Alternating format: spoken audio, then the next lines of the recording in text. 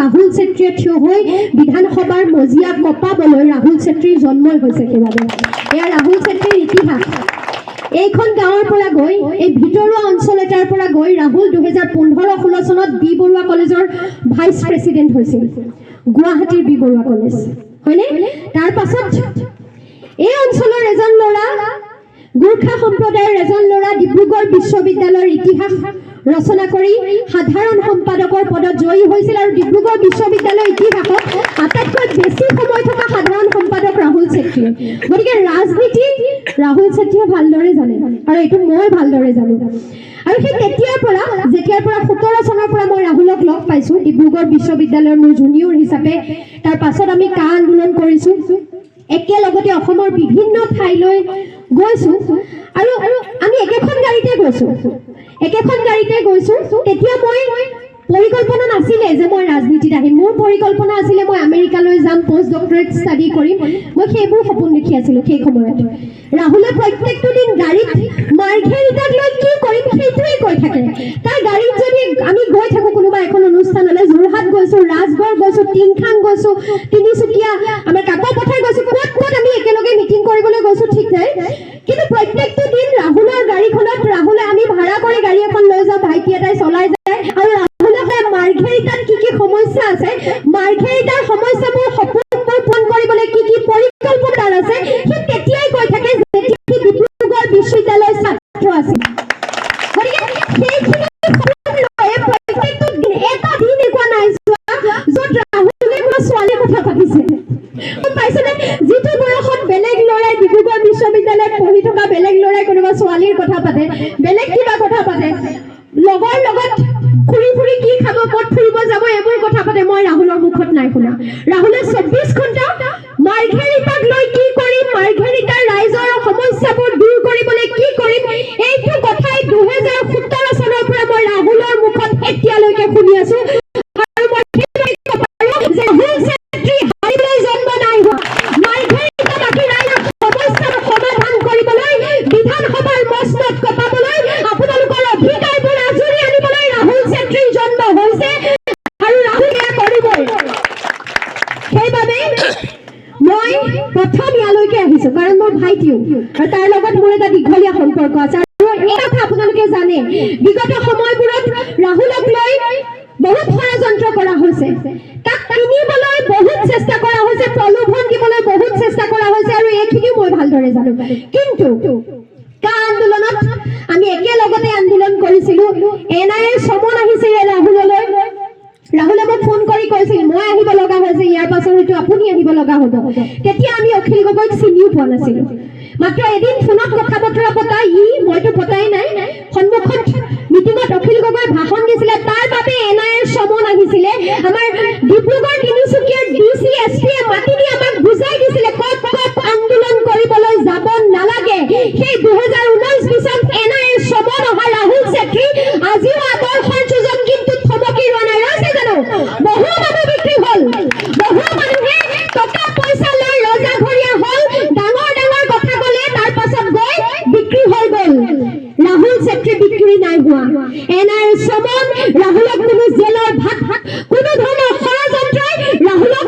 নিয়ন্ত্ৰণ কৰিবলৈ বাধ্য কৰিব নাই পৰা এইবাবেই নাই পৰা কাৰণ সি নিজে নিজৰ স্থিতিত অটল আছে সি মাৰ্ঘেৰিটাক লৈ কি কৰিব এই বিষয়ত ৰাহুলৰ দৃঢ়তা আছে এই বিষয়ত ৰাহুলৰ সংকল্প আছে আৰু ৰাহুলে সেয়া কৰিবই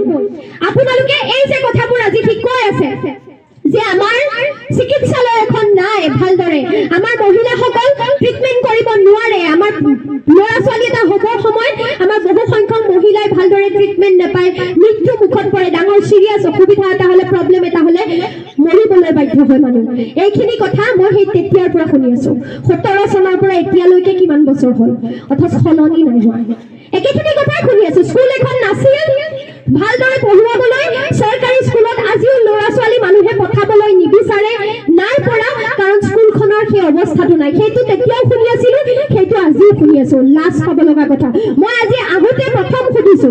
যে শেষৰবাৰ ইয়ালৈ আহোঁতে এই ৰাস্তাটো হোৱা নাছিল ৰাহুলে যেতিয়া কৈছিল যে ভাস্কৰ শৰ্মাদেৱৰ ঘৰ ইয়াতে ৰাস্তাটো হোৱা নাই মই আচৰিত হৈছিলো এজন এমএলএ নিজৰ গাঁৱলৈ যোৱা ৰাস্তাটো এজন নিজৰ ঘৰলৈ যোৱা ৰাস্তাটো 8 বছৰ কিয় লাগে দিবনে প্ৰথমটো দায়বদ্ধতা নিজৰ মানুহখিনিক লৈ থাকিব লাগিছিল নহয় নাথাকে আপোনালোকৰ মাজত আজি বহু কেইখন গাঁৱৰ মানুহ আছে বাগানৰ মানুহ বহুত আছে নহয় নে আছেনে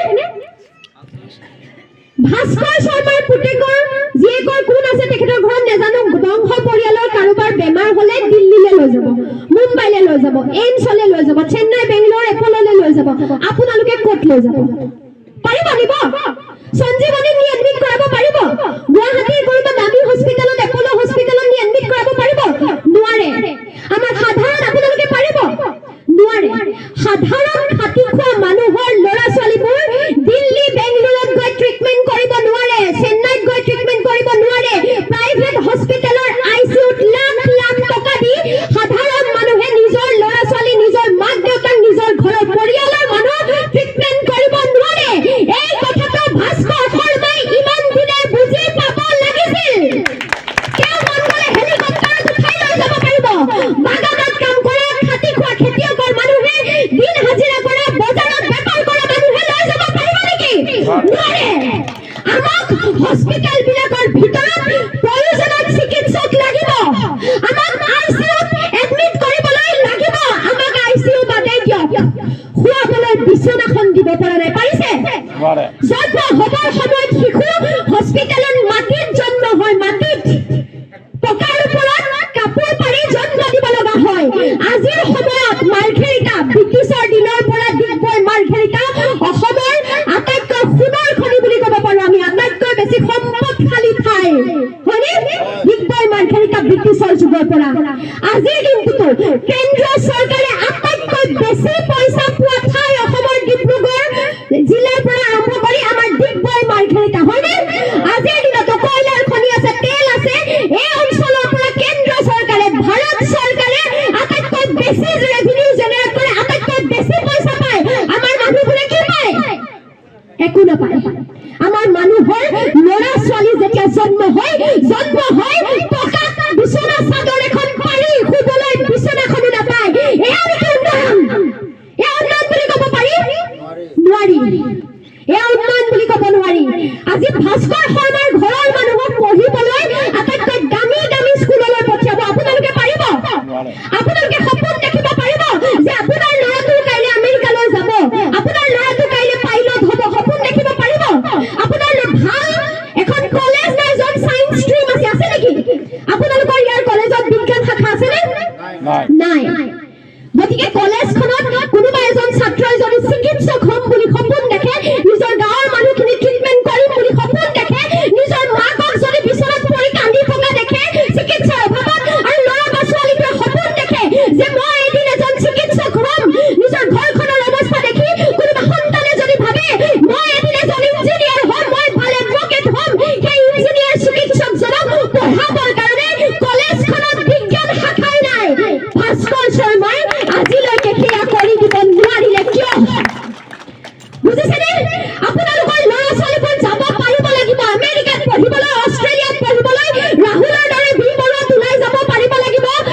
দিল্লী মুম্বাইত পঢ়িবলৈ চাকৰি কৰিবলৈ যাব পাৰিব লাগিব ক'ৰবাত চিকিউৰিটি গাৰ্ড হ'বলৈ বুলি নহয় তাত এজন ভাল প্ৰফেচাৰ হ'ম বুলি যাব পাৰিব লাগিব কিন্তু আমাৰ ল'ৰা ছোৱালী কি কৰিবলৈ যায় চিকিউৰিটি গাৰ্ড হ'বলৈ যায় ক'ৰবাত ৰেষ্টুৰেণ্টত খাদ্য বিলাবলৈ যাব লগা হয় অথচ আটাইতকৈ বেছি ৰেভিনিউ জেনেৰেট হোৱা সম্পদ আমাৰ ইয়াতে আছে আমাৰ ল'ৰাবোৰে তাত চাকৰি নাপায় ইয়াত কোনো উদ্যোগ গঢ়ি দিয়া নাই য'ত আমাৰ ল'ৰাবোৰ সংস্থাপিত হয় আমাৰ ল'ৰা আমাৰ ছোৱালী কাম বিচাৰি আজিৰ দিনতো বেংগলোৰ দিল্লী মুম্বাই দৌৰিব লগা হয় মই বেংগলোৰ গৈছোঁ চেন্নাই গৈছোঁ বিভিন্ন ঠাই গৈছোঁ মাক এটা মাতিলে আমাৰ তিনিচুকীয়া ডিব্ৰুগড়ৰ ল'ৰা ওলাই অসমীয়াত কথা এটা ক'লেই কোনোবা এটাই মাত মাতে মোৰ ঘৰ আমুকত মোৰ ঘৰ তামুকত মই শেহতীয়াকৈ তিনিচুকীয়া জিলাৰ বোৱাৰী হোৱাৰ পাছতো যিমান ল'ৰা তিনিচুকীয়া লগ পাইছোঁ দেখিছোঁ যে নিজৰ ঠাইত নাই অথচ আটাইতকৈ বেছি পইচা ক'ৰ পৰা আহে ইয়াৰ পৰা আহে অসম চৰকাৰৰ যিমান মুঠা ফুটা ব্যক্তি আছে তেওঁলোকৰ পকেটবোৰ ক'ৰ পৰা গৰম হয় চবেই জানে ইয়াৰ পৰা হয় অথচ আমাৰ ল'ৰাবোৰে নিজৰ ঘৰৰ মাক দেউতাকক ভাত খুৱাবৰ বাবে নিজৰ ঘৰখন চলিবৰ বাবে বেংগলোৰত গৈ এটা ৰুমত 5-10টা ল'ৰা মাটিত পৰি থাকিব লাগে বিহুত ঘৰলৈ আহিব নোৱাৰে পূজাত ঘৰলৈ আহিব নোৱাৰে কাৰণ ঘৰলৈ আহিলে ঘৰখন কেনেকৈ চলিব এইটো তেওঁলোকে তাত থাকি ভাবিব লাগে। এয়া আমাৰ আজিৰ দিনৰ অৱস্থা। আৰু ভাস্কৰ শৰ্মাই এই কথাবোৰ গুৰুত্ব নাই দিয়া। পইচাৰ ক্ষেত্ৰত ভাস্কৰ শৰ্মাৰ পকেট গৰম। আপোনালোকে মোতকৈ বেছি ভালকৈ জানিব। আপোনালোকক নিৰ্বাচনৰ আগত বিচাৰিলে ঘৰত পইচা বিলাই দিব, হাতে হাতে পইচা দিব। যি আঁচনি দিয়ে লৈ লওক, যিমান পইচা দিয়ে লৈ লওক। এইকেইটাই দিন নিৰ্বাচনৰ আগত পইচা বিলাব লৈ লওক। নাই দিয়া নিজৰ পকেটৰ পইচা। আপোনালোকৰ আমাৰ টেক্স পানি কৰি ঘটোৱা পইচাই দিছে, টেক্স পেয়াৰ্ছ মানি। যিমান আঁচনি দিছে সেই আঁচনি টেক্স পেয়াৰ্ছ মানি। যোনে আমি প্ৰত্যেকটো বস্তু কিনোতে ৰাহুলে কৈছে নহয় আমি টেক্স দিছো, হয়নে? কাপোৰটো কিনিছো, ঘৰত চাহপাতটো কিনিছো, আমাৰে চাহপাত আমিয়ে কিনি খাইছো, অথচ তাতো আমি টেক্স দিছো। আমি প্ৰত্যেকটো বস্তু কিনোতে যিটো টেক্স দিছো সেই টেক্সৰে চৰকাৰ চলে। আমাৰ আঁচনিৰ ধনবোৰ কোনো হিমন্ত বিশ্ব শৰ্মাৰ পকেটৰ পৰা নাহে, ভাস্কৰ শৰ্মাৰ পকেটৰ পৰা নাহে, আমাৰ পকেটৰ পইচা। গতিকে লৈ লওক, যি দিয়ে লৈ লওক। 10,000 দিয়ে, লাখ টকা দিয়ে, হাতে হাতে পইচা দিয়ে, খাবলৈ দিয়ে, পিন্ধিবলৈ দিয়ে, চব লওক। লোৱাৰ পাছত যেতিয়া ভোটটো দিবলৈ যাব তেতিয়া মনত পেলাব ঘৰৰ কাষৰ ল'ৰাজনৰ যদি এক্সিডেণ্ট হৈছিল, কাৰোবাৰ যদি প্ৰেছাৰ ষ্ট্ৰক হৈছিল, কাৰোবাৰ যদি হাৰ্ট এটেক হৈছিল, সেই মুহূৰ্তত কিদৰে দৌৰিব লগা হৈছিল তেখেতক লৈ, কাক বচাব পাৰিলে, কাক নোৱাৰিলে, কাৰ বাবে কান্দি কান্দি পাৰ কৰিব লগা হ'ল দিন ৰাতি, ইয়াৰ হিচাপবোৰ ভোটটো দিওঁতে ল'ব। ল'ৰা বা ছোৱালীটোক পঢ়ুৱাবৰ সময়ত ভাল স্কুল এখনত দিব নোৱাৰি প্ৰাইভেটত দিবৰ বাবে কিমান কষ্ট কৰি নিজৰ উপাৰ্জনৰ ধন খৰচ কৰিব লগা হয়। সেই প্ৰয়োজনৰ টকাখিনি খৰচ কৰিবৰ বাবে আপোনালোকৰ প্ৰতিটো দিন কিমান কষ্ট হয় তাৰ হিচাপবোৰ ভোটটো দিওঁতে ল'ব। স্কুল বিদ্যালয় এইখিনি ভাল হোৱাটো চৰকাৰৰ প্ৰাথমিক কৰ্তব্য। চিকিৎসালয় এখন ভাল হোৱাটো চৰকাৰৰ প্ৰাথমিক কৰ্তব্য। আমাৰ বাবে আটাইতকৈ প্ৰয়োজনীয় বস্তু কি? অন্ন, খাবলৈ ভাত, বস্ত্ৰ, পিন্ধিবলৈ কাপোৰ, বাসস্থান। ঘৰৰ মূৰটো বাসস্থান। আমাক থাকিবলৈ ৰ'দ বৰষুণ বতাহৰ পৰা আমাক বচাবলৈ আমাক ঘৰ লাগিব। ঘৰ থাকিবলৈ আমাক মাটি লাগিব। মাটি লাগিব। এই মাটি কাৰ মাটি? এই মাটি আমাৰ মাটি। এই মাটি অসমৰ ৰাইজৰ মাটি, হয়নে নহয়? এই মাটি আমাৰ মাটি আৰু এই মাটিত অসমৰ ৰাইজক অধিকাৰ লাগিব। এই মাটিত আমাক থাকিবলৈ দিব লাগিব আৰু সেই অধিকাৰ আমি আজৰি আনিব পাৰিব লাগিব। অথচ মাটি কোনে পায়? আজি ৰাহুলৰ ঘৰত মাটিৰ পট্টা নাই। আপোনালোকে ক'লে নহয় আপোনালোকৰ বহুতৰ ঘৰত মাটিৰ পট্টা নাই। বান গৰা খহনীয়াই মানুহৰ ঘৰবোৰ উটুৱাই নিয়াৰ পাছত মানুহৰ হাহাকাৰ অৱস্থা। বাসস্থান যিটো বস্তু আমাৰ বাবে অতি মৌলিক প্ৰয়োজনীয় বস্তু সেইটোৱে দিব পৰা নাই। কাক দিছে? আম্বানীক দিছে, আদানীক দিছে। 2-3 টকা, 1 টকা, 5 টকাত মাটি বিকি দিছে, শ বিঘা, হাজাৰ বিঘা। অথচ আমাৰ মানুহক দিবলৈ মাটি নাই। বুজিছেনে? আজি 3জন গুজৰাটীয়ে মিলি দেশখন চলাই আছে বুলি কয়। আম্বানী, আদানী, মোদী। অসমৰ মাটি, অসমৰ মাটি, অসমৰ ৰাইজৰ মাটি। আম্বানী আদানীক হাজাৰ মাটি দিব আৰু অসমীয়া ৰাইজৰ বাবে মাটি নাথাকিব, এয়া মানি লোৱা নহ'ব। ভাস্কৰ শৰ্মাই দীঘলীয়া সময়ত ৰাইজক মাটিৰ পট্টাই দিব নোৱাৰিলে বেলেগ কি দিব? অন্ন, বস্ত্ৰ, বাসস্থান আটাইতকৈ প্ৰয়োজনীয় বস্তু। থাকিবলৈ ঘৰটোৱেই যদি দিব পৰা নাই, ভৰিৰ তলৰ মাটিখিনিয়ে যদি দিব পৰা নাই, তেন্তে তেনে সন্তানৰ প্ৰয়োজন নাই। মাৰ্ঘেৰিটাৰ প্ৰতিজন মানুহ যি ভাস্কৰ শৰ্মাক নিজৰ সন্তান বুলি মৰম দিলে, চেনেহ দিলে, তেওঁলোকৰ প্ৰতি ভাস্কৰ শৰ্মাৰ প্ৰাথমিক তেওঁলোকৰ প্ৰতি মাৰ্ঘেৰিটাৰ প্ৰত্যেকজন ৰাইজে ভাস্কৰ শৰ্মাক নিজৰ সন্তান বুলি যি মৰম দিলে, ভাল পোৱা দিলে, তেওঁলোকৰ প্ৰতি ভাস্কৰ শৰ্মাৰ প্ৰাথমিক কৰ্তব্য কি হ'ব লাগিছিল? ঘৰখন দিব পাৰিব লাগিছিল। লাগিছিল নে? ঘৰখন, ভৰিৰ তলৰ মাটিখিনি দিব পাৰিব লাগিছিল। আজি আপোনালোকে যিদৰে পাৰ কৰিলে আপোনালোকৰ সন্তানক সেইদৰে পাৰ কৰিব লাগিব। যদি মাটিৰ অধিকাৰ নাথাকে, কোনোবা দিনা বুলডোজাৰ আনি আপোনালোকে বনাই থোৱা ঘৰখন ভাঙি দিয়া যাব, সন্তানে কি কৰিব? ক'ত ক'ত যাব আপোনালোক তেওঁলোকক মই দেখিছোঁ এভিকশ্যন হোৱা গুৱাহাটীৰ শিলপুখুৰীৰ মানুহ দেখিছোঁ বড়ো মানুহ মিচিং মানুহ অসমীয়া জনজাতীয় মানুহ যি অতীজৰে পৰা গুৱাহাটীৰ বাসিন্দা ঘৰবোৰ ভাঙি দিয়াৰ পাছত পিছদিনা মেট্ৰিক পৰীক্ষা দিবলৈ ৰৈ থকা কান্দি থকা ল'ৰা ছোৱালীৰ পঢ়ি থকা কিতাপবোৰ মই ঘৰৰ বাহিৰত বৰষুণত তিতি উঠি ভাগি গেলাত খচকি থকা দেখিছোঁ যেতিয়া ঘৰ এখন ভাঙে তেতিয়া ঘৰখন নাভাঙে সপোন ভাঙে জীৱন ভাঙে আশা ভাঙে ল'ৰা ছোৱালীৰ যোনে মেট্ৰিক দিব হায়াৰ ছেকেণ্ডেৰী দিব পঢ়িবলৈ থাকিব তেওঁলোকৰ জীৱনৰ সৰ্বস্ব ভাঙি যায় এখন ঘৰ ভাঙোতে তেওঁলোকে ইয়াৰ পাছত কি কৰিম কেনেদৰে পঢ়িম মাক দেউতাকে ভাবিব লগা হয় ক'ত ৰাখিম ছোৱালীজনী সুৰক্ষিত হৈ থাকিবনে ঘৰখন নাথাকিলে কেনেদৰে সৰু ল'ৰা ছোৱালীটোক সুৰক্ষিত কৰি কেনেদৰে ৰাখিম তাৰ পাছত ভাবিব লগা হয় উপাৰ্জন কেনেকৈ কৰিম ঘৰে যদি নাই বজাৰখনলৈ যাম চাকৰিটো লৈ যাম নে ঘৰত ল'ৰা ছোৱালী নাই তেওঁলোকক মূৰৰ ওপৰত ছাদ এখন গোটাই দিম এইটো ভাবি আজিৰ সময়ত এই সময়ত আমাৰ মাৰ্ঘেৰিটাৰ দৰে ঠাইত মানুহ জীয়াই থাকিব লগা হোৱা কথাটো চূড়ান্ত অপমানজনক চূড়ান্ত লজ্জাজনক যিকোনো চৰকাৰ যিকোনো দায়িত্বত থকা মানুহৰ বাবে ইয়াতকৈ বেছি দায়িত্ব জ্ঞানহীন নাই ইয়াতকৈ বেছি কৰ্মহীনতা নাই যদি তেওঁলোকে আমাৰ মানুহবোৰক নিজৰ ভৰিৰ তলৰ মাটিখনেই সুৰক্ষিত কৰি দিব পৰা নাই আমাক কৈ থাকে বহিৰাগত আহিব আমাৰ আমন নিব আমাৰ তামোল নিব দিয়কতো প্ৰথম আমাক দিয়ক বেলেগে কি কৰিব দিয়ক আমিতো আছো আমাকতো দিয়ক এই ৰাহুলৰ ঘৰখন দিয়ক এই অঞ্চলৰ ৰাইজৰ ঘৰৰ মাটিখিনি দিয়ক বেলেগে নিয়াটো দিয়ক এতিয়াতো আদানী আম্বানীহে লৈ গৈছে গুজৰাটৰ মানুহে লৈ গৈছে গতিকে আপোনালোকে ভোট দিবলৈ যাওঁতে এই কথাবোৰ মনত ৰাখিব লাগিব কি মনত ৰাখিব লাগিব এই মাটি আমাৰ মাটি এই মাটিত জীয়াই থকাৰ খেলা ধূলা কৰাৰ অধিকাৰ আমাৰ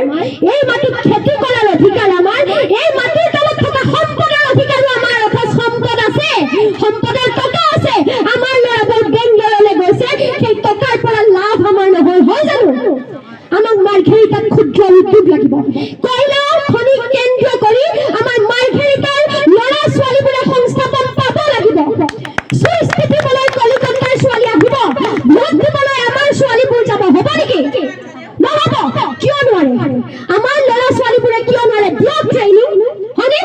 ক'ব যে আমাৰ ল'ৰা ছোৱালী নোৱাৰে ইকুইপড হ'ব ইঞ্জিনিয়াৰ লাগিব বাহিৰৰ যদি পঢ়িবলৈ চায়েন্স থকা কলেজ এখনেই নাথাকে আমাৰ ল'ৰা ছোৱালী ইকুইপড কেনেকৈ হ'ব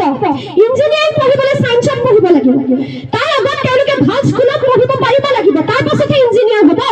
ভাল কৰক স্কুলবোৰ ভাল কৰক কলেজবোৰ তাত চায়েন্স স্কুলত তাৰ পাছত চাওঁ মাৰ্ঘেৰিটাৰ পৰা হাজাৰ হাজাৰ ইঞ্জিনিয়াৰ ল'ৰা ছোৱালী ওলাই নে নোলাই ইয়াত কাম কৰিবলৈ ওলাবনে আমাৰ ল'ৰা ছোৱালীবোৰক যদি ট্ৰেইনিং দিয়া হয় তেতিয়া বাহিৰৰ ল'ৰা ছোৱালী অনাৰ প্ৰয়োজন থাকিবনে তাৰ বাবে কিবা কৰিলেনে নাই কৰা গতিকে মই এইটো কথা আপোনালোকক আজি কৈ থৈ যাওঁ আৰু অনাগত দিনত যেতিয়াই আহিম কম এইখিনি কাম ৰাহুলে কৰিব বুলি এইভাবে বিশ্বাস আছে কাৰণ বিশ্ববিদ্যালয়ত পঢ়ি থকা প্ৰত্যেকটো দিন ৰাহুলে এইখিনি কথাই কৈ থকা মই শুনিছো মই ৰাহুলৰ লগত থকা ৰাজনৈতিক জীৱনৰ আটাইতকৈ দীঘলীয়া সাথী একেলগে সংগ্ৰাম কৰিছো একেলগে যুঁজিছো আৰু তাৰ মাজত প্ৰত্যেকটো দিন শুনিছো কিন্তু আপোনালোকৰ বাবে কি বিচাৰে নিজৰ ঘৰখনৰ ঘৰ মানে মই এই ঘৰখনৰ কথা কোৱা নাই মাৰ্ঘেৰিটাখনেই ৰাহুলৰ ঘৰ গতিকে ঘৰখনৰ মানুহৰ বাবে ৰাহুলে কি বিচাৰে এইখিনি শুনিছো আৰু সেইবাবে আপোনালোকে ৰাহুলক উলিয়াই দিব লাগিব অধিকাৰবোৰ বিচাৰিবলৈ তালৈ পঠিয়াব লাগিব অধিকাৰবোৰ ইয়াত চিঞৰি থাকিলেও ইয়াত চিঞৰিও বহুখিনি আনিছে কি কৰি গ'ল দলং আনিছে চিঞৰিছে যুঁজিছে কিন্তু কিছুমান অধিকাৰ বিধানসভাৰ ভিতৰত পোৱা যায় সেই অধিকাৰবোৰৰ বাবে অখিল গগৈৰ দৰে তাত চিঞৰিব লাগিব আৰু যিটো কথা ৰাহুলে ক'লে ময়ো কওঁ বিধানসভাত অখিল গগৈ আটাইতকৈ সৰব বিৰোধী বিধায়ক অখিল গগৈৰ সমষ্টিৰ ৰাইজে অৰুণোদয় নাই পোৱা নেকি পাইছে অখিল গগৈৰ সমষ্টিৰ বাবে টকা আনিব নাই পৰা নেকি আমাৰ আপোনালোকৰ বিধায়কে আনিছে 4 কোটি অখিল গগৈ এটা কামৰ বাবে আনিছে 136 কোটি আৰু বেলেগটো বাদেই দিলো বুজিছেনে গতিকে অখিল গগৈ যোনে মাত মাতিব পৰা বিধায়ক যাৰ দম আছে যাৰ কলিজা আছে সি কাম কৰিবলৈ পইচা আনিব পাৰে চৰকাৰ জৰে নাথাকক বাধ্য কৰিব পাৰে গতিকে ৰাহুলৰ দম আছে কলিজা আছে যি মানুহক কোনো ষড়যন্ত্ৰ লোভে বলাব নোৱাৰে হাজাৰ ষড়যন্ত্ৰ